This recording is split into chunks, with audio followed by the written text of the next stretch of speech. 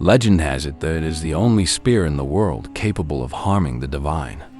This spear has been considered a symbol of power through generations due to its sanctified blood and dominion. According to the legend, anyone who possesses this spear can command the unconditional obedience of those within a 40-meter radius.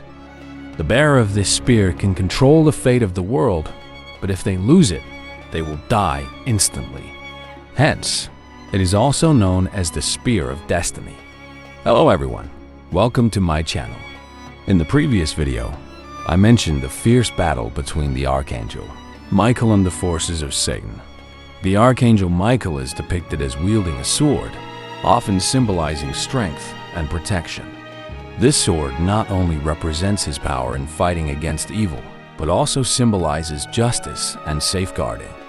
Today, we will discuss another special weapon, one that has not taken the lives of those who oppose God, but is a spear that once touched the body of Jesus Christ, the Spear of Destiny.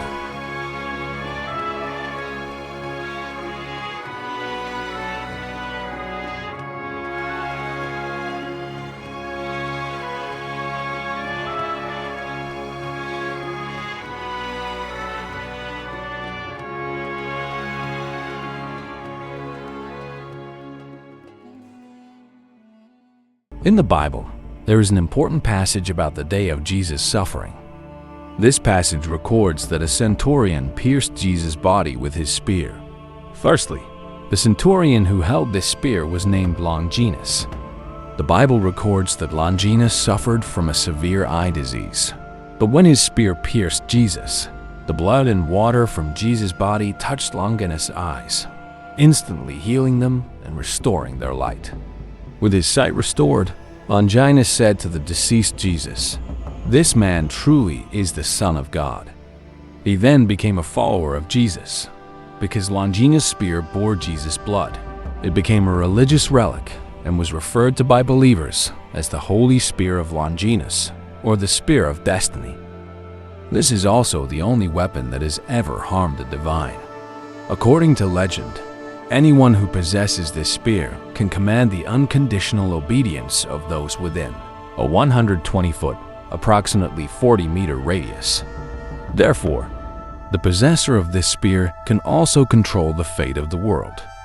The spear symbolizes power and destiny. Many mighty rulers have held it and won countless difficult battles, becoming undefeated kings.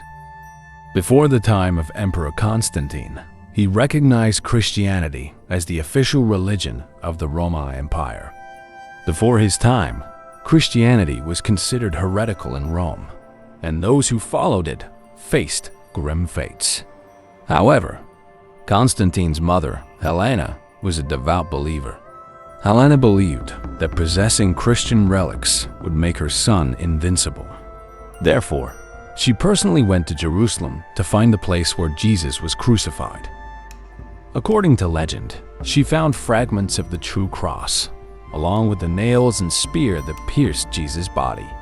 Helena assembled these fragments into a spear and gave it to her son. From the moment Constantine received the Holy Spear, he won battle after battle, ending the civil wars that had plagued the two ancient Roman dynasties. Finally, in 330 AD, he moved the capital to Byzantium, renamed it New Rome, and made Christianity the state religion of the empire, allowing the religion to participate in politics.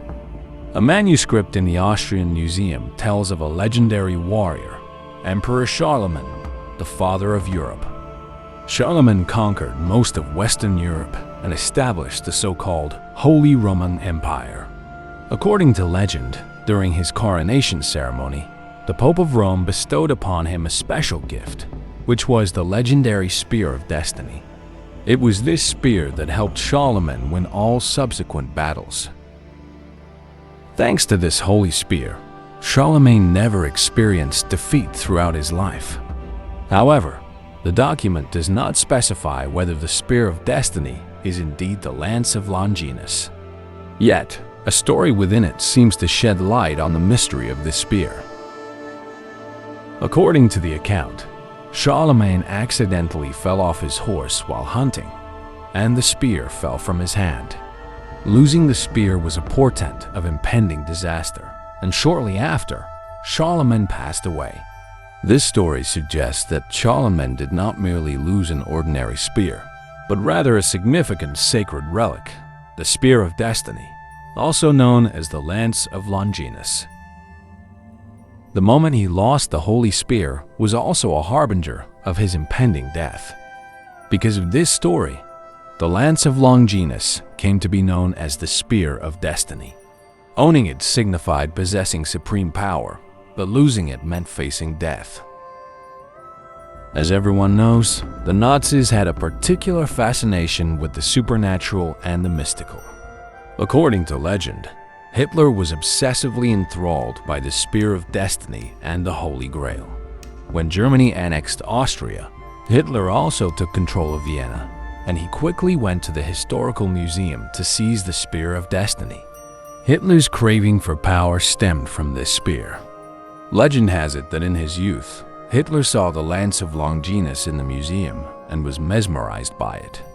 Hitler believed the spear contained a divine power, a sacred object essential for world domination. Thus, when he took over Vienna, his first act was to acquire the spear from the museum. After obtaining the Spear of Destiny, Hitler hid it in an underground vault beneath a church. On April 30th, 1945, when American troops occupied the church and seized the Spear of Destiny, just 2 hours later, Hitler committed suicide 480 kilometers away. Hitler's story is very similar to Charlemagne's.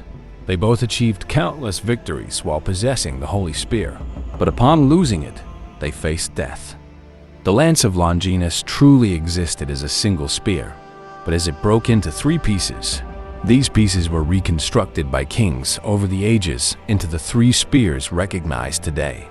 One spear is in the Vienna Museum, another in the Augustinian Church, and the third in a monastery. The spear you see in the video is the Spear of Destiny preserved in the Vienna Museum. In 2013, the museum director contacted a professional scientific research team to disassemble and authenticate the Spear of Destiny. Initially, it was just a spearhead, made from broken metal fragments and bound with intricate silver threads. The outer casing of the spear was made of gold, engraved with the inscription, "The Spear and Nails of Jesus." The research team used X-ray fluorescence spectroscopy to date the spear. The results showed that the gold casing was from the 14th century, and its artistic style matched that period. However, the metal part of the spearhead was believed to be from the 11th century.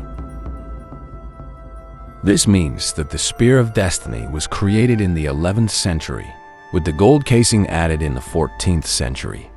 However, Jesus' era was in the early 1st century, so this result indicates that the Spear of Destiny is a medieval forgery. This finding was hard for many to accept. Those who did not believe the Spear of Destiny was a forgery began to search historical documents to prove it was not a fake. Eventually, they found a record in the autobiography of Emperor Otto the Great, a medieval ruler. The record described that Otto the Great prayed before the Holy Spear during a battle in which he was disadvantaged.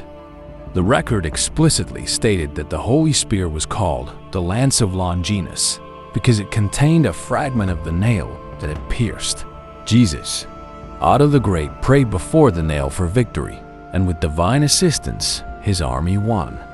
This record indicated that the Lance of Longinus was not the true Spear of Destiny, but its secret lay in the nail embedded within.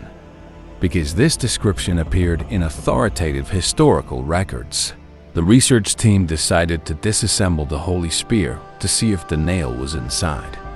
This decision caused controversy, as this was a sacred relic, and dismantling it was seen as tampering with divine objects. If the Holy Spear was a medieval forgery, it would bring disgrace to religion. After consideration, the religious authorities allowed the research team to conduct a more thorough examination. When disassembling and using computers for analysis, The research team discovered an unusual metal object beneath the small cross at the center of the spear. However, due to the need to protect the relic, they could not open the small cross to accurately identify the metal. Under high magnification, they discovered an image on the metal fragment, which reassured the religious scholars. The image represented a fish, an early Christian symbol. In Greek, the word fish is an acronym for Son of God. This symbol was a secret code for early Christians, helping them identify each other to avoid persecution, as Christianity was considered heretical at the time. Those who were discovered as Christians often faced death or suffering. The fish symbol was used until the early 4th century, when Emperor Constantine the Great recognized Christianity as a legitimate religion. Thus, this metal fragment could not date later than the early 4th century, closely aligning with Jesus' era. What do you think about today's share? Leave a comment below. Don't forget to subscribe to the channel and hit the bell icon so you don't miss any new updates. Goodbye and see you next time